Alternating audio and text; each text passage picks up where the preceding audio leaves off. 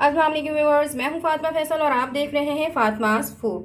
आज की इस वीडियो में मैं आपके साथ शेयर करूंगी बहुत ही आसान मटन कुन्ने की रेसिपी, जिसे बनाना बहुत ही आसान है और जो बहुत ही जल्दी तैयार हो जाता है। तो आइए चलते हैं, बनाते हैं मटन कुन्ना। मटन कुन्ना बनाने के लिए मैंने एक मट्टी की हांडी ली है और इसमें मैं हाफ कप घी शामिल कर रही हूँ। और अब मैं इसमें 1 किलो मटन शामिल कर रही हूँ। 5 मिनट तक मैं इसे अच्छी तरह से फ्राई करूँगी। अब मैं इसमें 2 टेबल स्पून लहसुन पेस्ट और 2 टेबल स्पून अदरक पेस्ट शामिल कर रही हूँ। इसे भी मैं अच्छी तरह से फ्राई कर लूँगी। एक मीडियम साइज़ के प्याज को मैंने बारीक चॉप कर लिया था, वो इसमें शामिल कर रही हूँ। इसे भी मैं अब 5 मिनट तक फ्राई करूँगी। तमाम अज्जा अच्छी तरह से फ्राई हो गए हैं और आज की इस रेसिपी में मैं घर के मसाले को शामिल नहीं करूँगी, बल्कि मैंने यहाँ पर शान का कुन्ना मसाले का 1 पैकेट मसाला लिया है और वो मैं यहाँ पर ऐड कर रही हूँ। मसाला शामिल करने के बाद भी हमने 5 मिनट तक फ्राई करना है इसे। सारे मसालों को मैंने अच्छी तरह से गोश्त में फ्राई कर लिया है।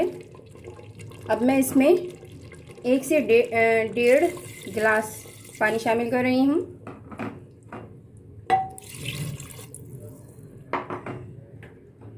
और अब मैं इसे गल जाने तक बिल्कुल स्लो फ्लेम पे लिड कवर करके पकाऊंगी।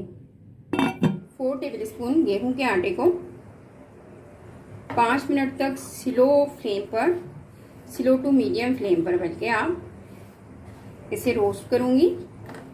आटा अच्छी तरह से रोस्ट हो चुका है। अब मैं इसे डिश आउट करके ठंडा कर लूँगी। अब मैं रोस्ट किए हुए आटे में थोड़ा सा पानी ऐड करूँगी और इसे अच्छी तरह से मिक्स कर लूँगी। पानी में आटा अच्छी तरह से मिक्स हो गया है और इसमें बिल्कुल भी लम्स बाकी नहीं है।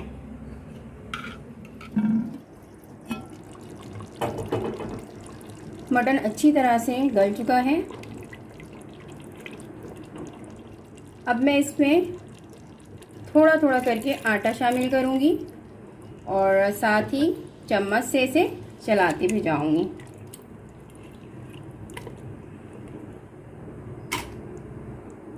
इसी तरह से मैं सारा आटा इसमें शामिल कर दूँगी।